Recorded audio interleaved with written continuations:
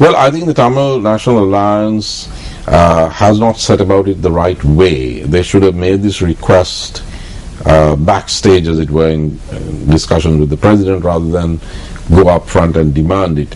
Now it becomes a matter of prestige that the government may not want to be seen to be giving in, quote unquote, to these demands. But it must also be understood that sometimes it is much better to be flexible, because it saves you from paying a much higher price later. It is also good to be flexible, because the situation can improve. I do think that it would have been appropriate to have a civilian governor. We've had military governors from 1988, Governor Nalin Senviratna. He was the former army commander. So we've had a tradition of military governors in the north, the reason, and the east, the reason being that it was wartime. But it was time with the election to change that. This should have been anticipated. The government should have appointed a civilian, and we have had civilian governors before, such as Mr. Lionel Fernando. So there's a precedent of having civilian governors. If the government wanted to retain an ex-military man as governor of the north, then I can think of at least two former army commanders who had reputations of being rather liberal. General Jerry De Silva and General Srilal Veerasurya. These are two people who could have been considered. But now it's a source of friction. The government must also remember that sometimes the TNA could be escalating its demands precisely in the hope that the government will not relent, because there are those in the TNA and behind the TNA, especially within the diaspora, who want the government to appear to be rigid, so that Sri Lanka can be increasingly isolated from its neighbors and the world outside. So the government must not fall into that trap. It is much better to preempt these situations by being flexible and take the wind out of the sails of the radicals who are trying to use the TNA. The TNA is making all these demands, as you say, Doctor. There's a lot of political backlash within the TNA. There's a lot of political crisis. It seems like a big mess politically in the Northern Provincial Council. But the whole point of appointing for the people to elect the Tamil National Alliance is because people felt that something could be done. And let's talk about it from a social aspect. I mean, politics aside, these people have been through a 3-decade-long war. Yes, there's resettlement taking place. Yes, there's infrastructure being put in place. But should the Tamil National Alliance just sit there and make demands? Or should it really go out and do something for the people? Well, Mahina, it all depends on what one wants. Or can't they do that because they are in a political crisis right now?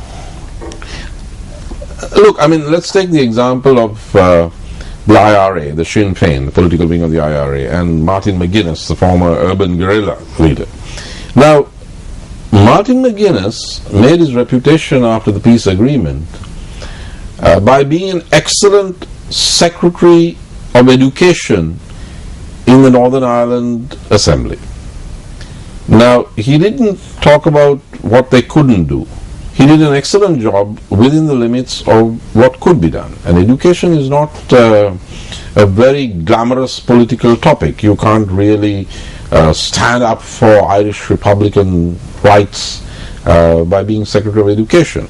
But he did such a brilliant job that his bitter opponents, the Paisleyites, the Ulster Unionists, who seem to be quite friendly with the government of Sri Lanka, from what I've gathered from Mr. Mangala Samaraveera's revelation in Parliament, even those right-wing Protestants, they began to respect the Sinn Féin simply because of the way in which they worked, in the constructive manner in which they worked, without political grandstanding. Now, I think that even within the limits of the space that the Provincial Council has in the north, there are things that are possible.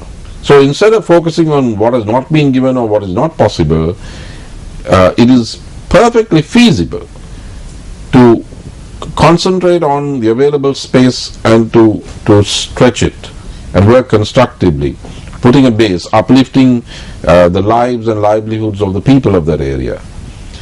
But that all depends on what you want. If what the dominant ideology of the TNA, unspoken ideology, is that no, we now have the support of David Cameron, we have the support of the West, we are going to have the support of the Human Rights Council in Geneva, Jayatilleka is going to be an important part of a BJP coalition government. Now, we must not in fact cooperate with the Sri Lankan government. We must accelerate the pace, and we can go for broke. Now, when Mr. Vigneswaran calls for an international strategy to ascertain the wishes of the Tamil people, you're talking about an exit strategy. So, if one is looking at it as a transition, Mr. Vigneswaran also says in that budget speech that the provincial council cannot be a vehicle of positive change for the Tamils, and it should be converted into a transitional administration. Now, transitional to what? According to the constitution, you cannot convert a provincial council into a transitional administration. Who is going to do this? Under what law and constitution? And what is it going to be transitional to? Is this supposed to be something like the ISGA or the PTOMS or something? Is that what all this is about?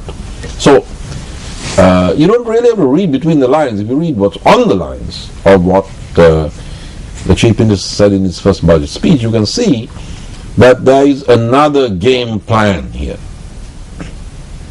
And that game plan is to provoke a confrontation with the government, is to bring people out in non-violent demonstrations, hope and pray that somebody particularly stupid will use violence against the people of the north, against protesters, and you will have another Valiveria or Rathapassala.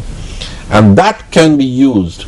But it is dangerous to have an incident like Valiveria or Rathapassala in the north. No, it will immediately, it will trigger R2P, responsibility to protect. It will trigger external intervention. We will become a Bangladesh. But one can always count on a certain degree of stupidity on the part of the establishment if provoked. And I think it's a strategy of provocation that some elements in the diaspora are urging on the TNA, and that's the way it's going. Next year is going to be quite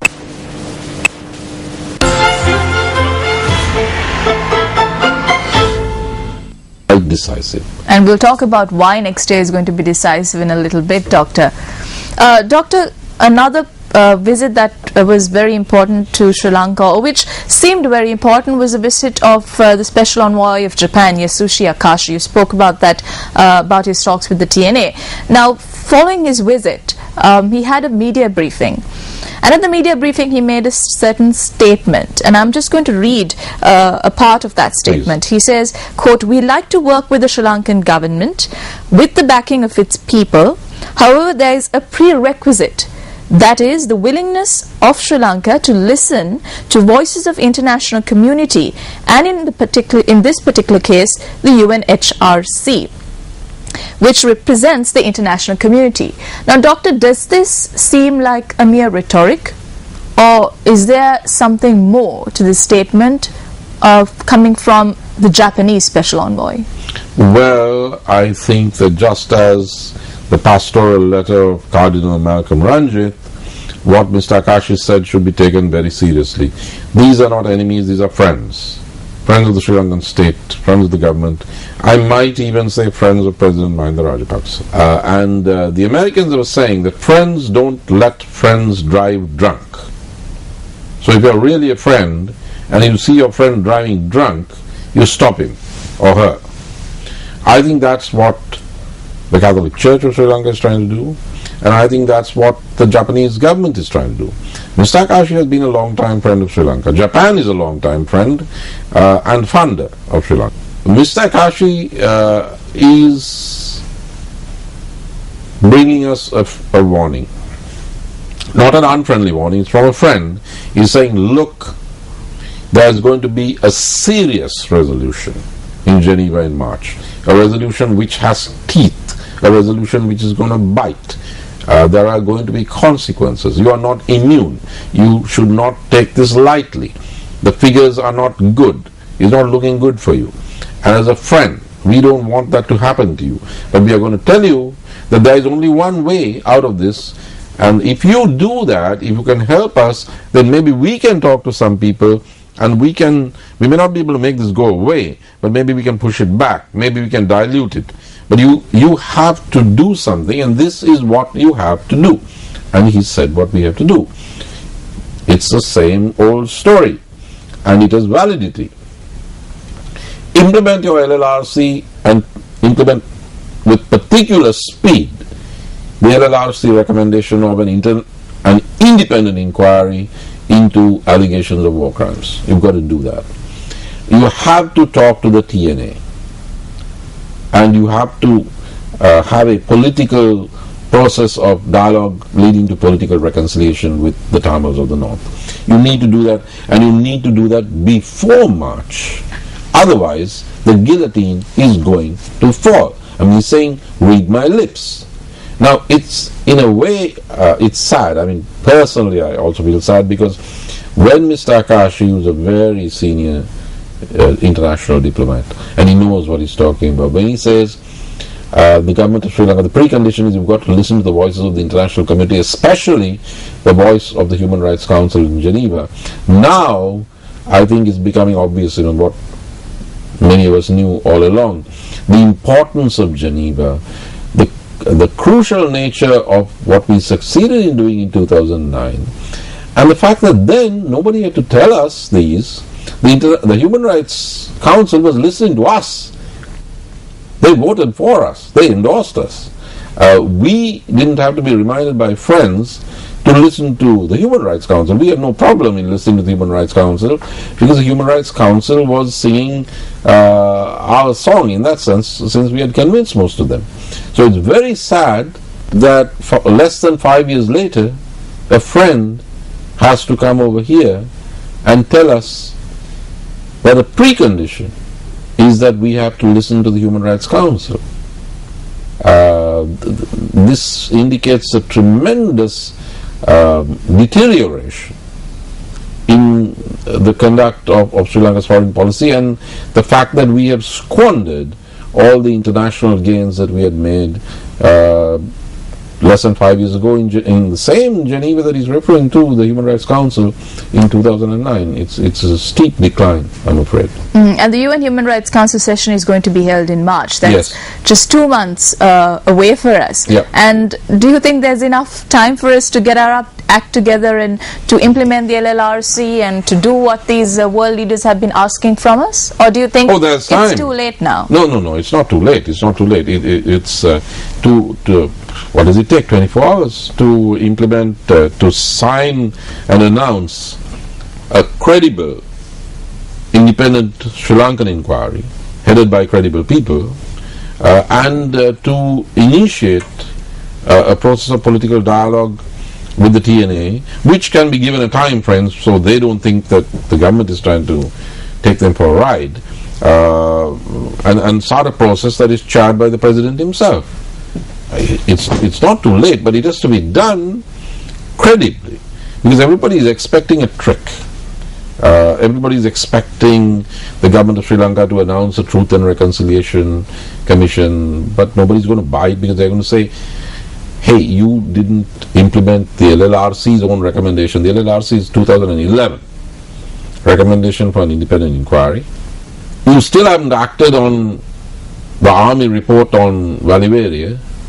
Nobody's been punished, and you expect us to believe that you're going to have a South African style Truth and Reconciliation Commission? Come on.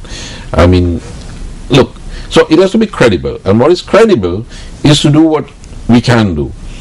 Pick somebody with international prestige as an independent personality, appoint an independent inquiry. Now, start the process of dialogue with the TNA, put a time limit on it, and the president should chair the whole thing, because then it is serious. It's not shunted off to Parliament. This can be done. It has to be done fast.